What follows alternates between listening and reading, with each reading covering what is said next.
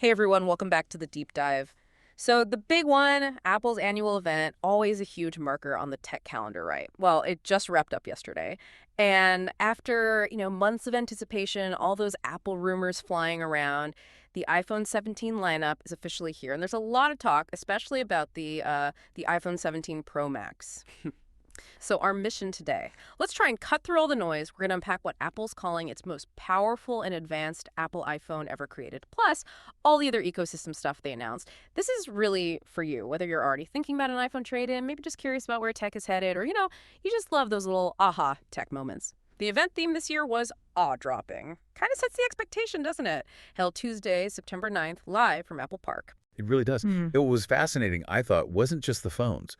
It felt like a really clear statement about Apple's strategic vision for its integrated ecosystem. Mm-hmm. We saw the whole iPhone 17 family, this completely new super thin iPhone Air, the expected AirPods Pro 3, and a whole redesigned Apple Watch family, too. It was comprehensive. Okay, let's dive into those announcements then. Starting with the iPhones. This is now Apple's biggest lineup ever, right? 4 models. Let's kick off with the base model, the iPhone 17. Looks like more than just a small refresh this year, some pretty significant upgrades. Definitely. It's not just incremental. Yeah, like the screen is bigger now, 6.3 inches. And for the first time on the standard model, it gets promotion. That's usually a pro feature, isn't it? It is, yeah. Yeah. That's a pretty big deal for the base model, a really nice trickle-down feature. So maybe just remind us, what exactly does promotion do for, the average user experience? Well, basically it means the screen refresh rate isn't fixed. It adapts, goes all the way up to 120 hertz when needed, like for fast motion, but can slow down for static images to save battery. Yeah. So for you, using the phone, it just feels smoother, like scrolling through websites, playing games, even just system animations. Everything feels much more fluid and responsive. It's a really noticeable upgrade. Gotcha. And under the hood? It's running a new A19 chip, which is obviously very powerful. And the camera gets an upgrade too, a 48MP dual fusion system. Dual fusion? Sounds fancy. What does that mean practically? Essentially, it combines data from multiple shots very quickly. So you get better detail, better dynamic range, and especially improved low light photos. And storage starts at 256 GB now, which is good. All for $799. Okay, 256 GB base is nice. No more 128. Right, finally. Now, this is where it gets really interesting for me. The brand new iPhone Air. This actually replaces the Plus model. Yeah, exactly. No more Plus. The Air is stepping into that sort of size category, but with a totally different focus. What's the focus, then? It's all about design. It's Apple's thinnest smartphone ever, incredibly thin, 5.6 millimeters. They're using spacecraft titanium for the frame. It seems like a very direct shot at competitors doing ultra-thin phones, maybe like the Samsung Galaxy S25 Edge, if that continues.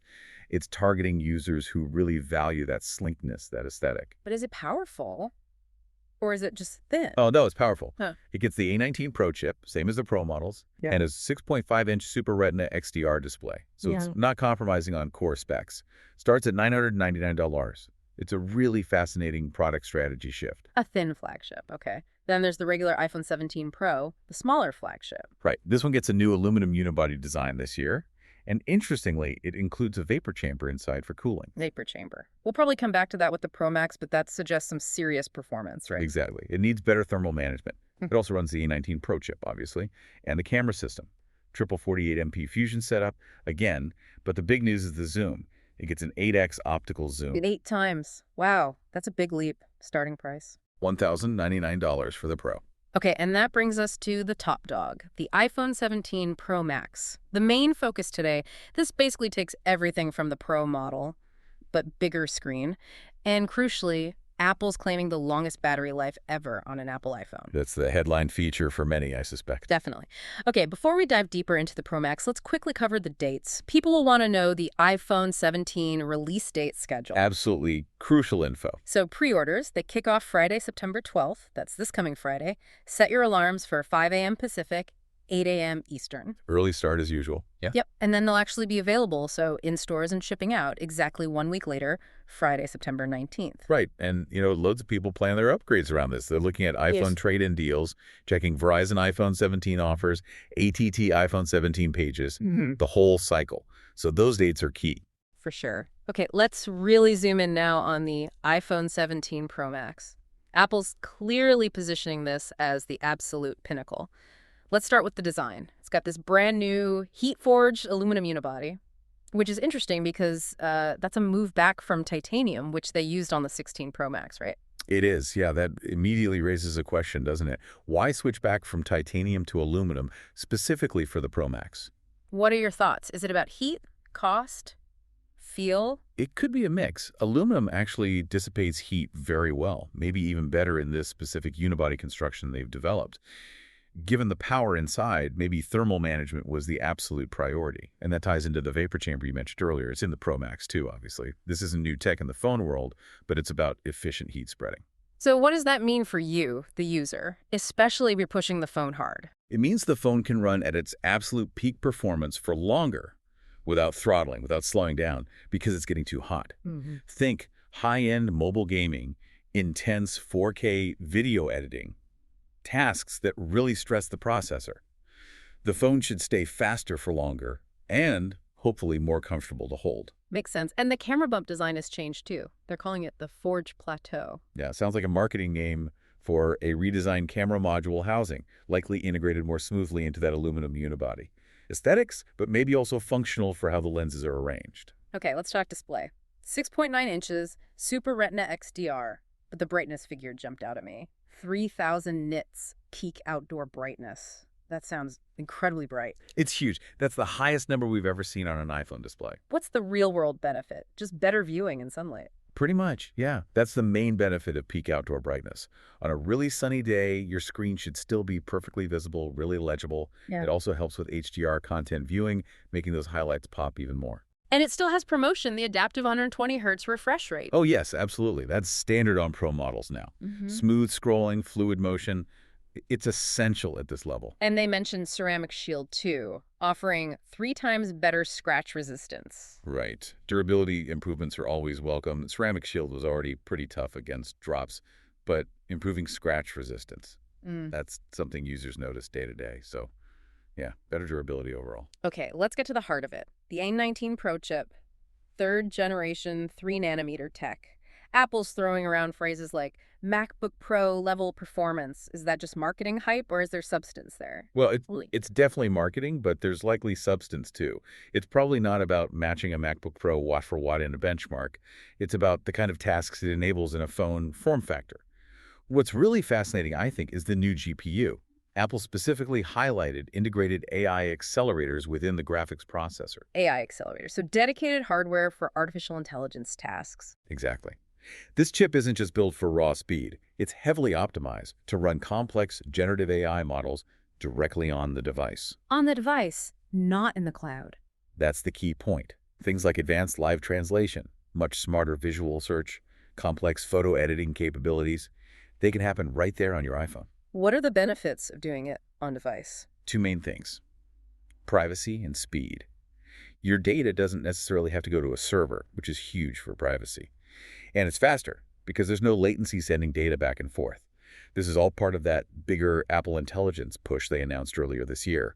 The A19 Pro is the engine making it possible on the new iPhones. Right, Apple Intelligence weaving through everything. Okay, let's talk battery. This is often the make or break feature for Pro Max buyers. They're estimating a 5,000 mAh battery. That's the biggest ever in an iPhone, isn't it? By a decent margin, yes. The capacity itself is significant. And the claim is up to 39 hours of video playback on a single charge. That sounds monumental. It really does. If those numbers hold up in real-world use, it's a massive leap. Connecting this to the bigger picture, why now? Is this just chip efficiency or a direct response to what people have been asking for? I think it's both. Chip efficiency definitely helps. The 3N reprocess is more power efficient. But yeah, it's also clearly a direct response to a key consumer demands. Battery life is consistently one of the top things people want improved. For you, this means genuine all-day usage, even heavy usage, without reaching for a charger. Maybe even 2 days for lighter users. It really reduces that battery anxiety. It could be a true game changer for how people rely on their phone throughout the day and night. Definitely a feature that resonates. Now, the cameras, always a major focus for the Pro models. It's a new triple 48MP fusion system again, so high resolution across the board, presumably for more detail and dynamic range. Right, leveraging that high megapixel count for computational photography, pixel binning for low light and offering more flexibility. But the standout feature seems to be the telephoto lens. An incredible 8x optical zoom. That's up from 5x on the 16 Pro Max. That's a very significant increase in optical reach. 8x gets you really close to subjects without digital cropping. That's going to be huge for photographers, especially for portraits, wildlife, sports. And the front camera. An upgrade there, too. Yep, a new 18MP true depth camera, and it gets center stage, using AI to keep you framed during video calls, which is handy. And something totally new, recording video simultaneously from both the front and rear cameras. Yeah, that's a first for any iPhone. Imagine recording an interview, capturing both your reaction and the subject at the same time. Or vlogging an event. Lots of creative possibilities there. Seems aimed at creators. And speaking of professionals, what about the high-end video features? They doubled down there too. Full support for Dolby Vision HDR recording, of course, but also ProRes RAW. Apple Laud too for much greater color grading flexibility in post-production. And they even mentioned Genlock support for multi-camera productions. Genlock? What's that? It's a professional video feature. It synchronizes the video signals from multiple cameras perfectly down to the frame. So if you're shooting an event with multiple iPhones, they'll all be perfectly in sync, making editing much, much easier.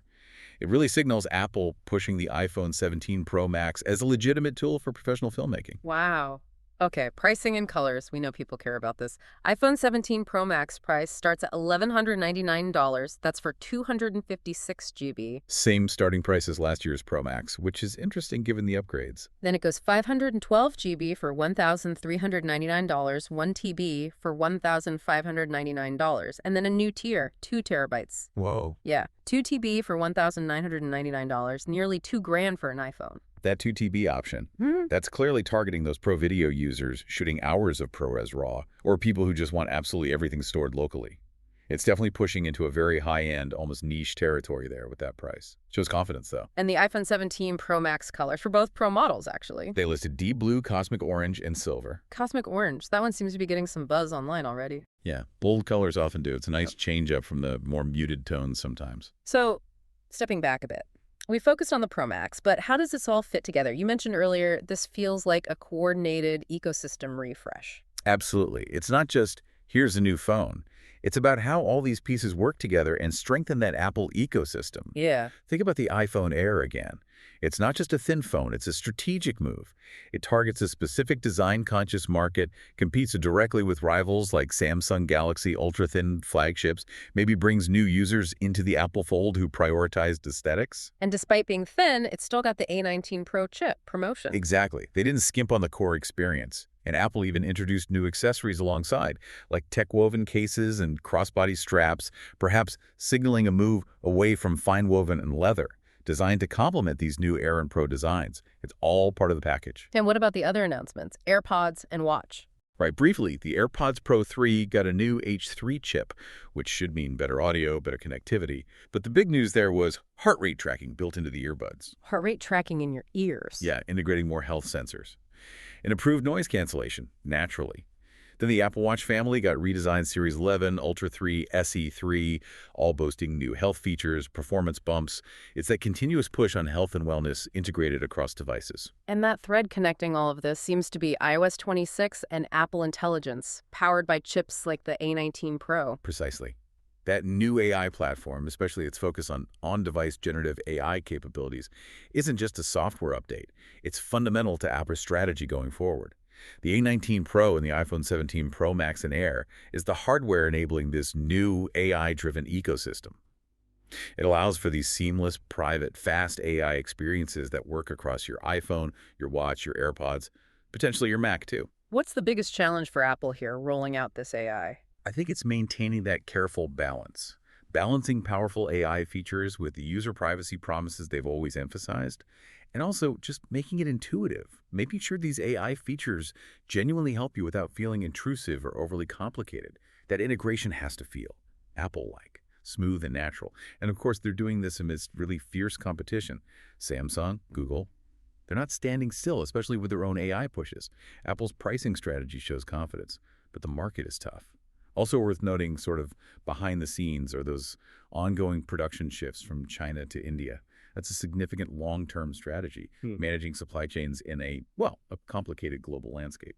Okay, so let's try to wrap this deep dive up. The iPhone 17 Pro Max, it really does feel like a monumental step forward, redefining what a flagship smartphone can be. We've talked about that new aluminum design, the series power of the A19 Pro with its AI focus, that potentially game-changing battery life, the impressive 8x optical zoom camera, and how Apple Intelligence ties it all together with on-device generative AI. Absolutely. And seeing it alongside the strategic introduction of the iPhone Air, the upgrades to AirPods Pro 3, the new Apple Watches, it paints a really clear picture of the strength and the forward-looking vision of the whole Apple ecosystem.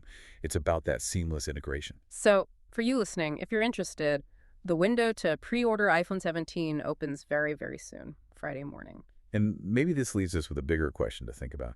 As this on-device AI gets woven more deeply across all these gadgets, your phone, your watch, your earbuds, how is that truly going to reshape our daily habits, our interactions with technology? What new experiences might this unlock in the next few years? Things we maybe haven't even really thought about yet.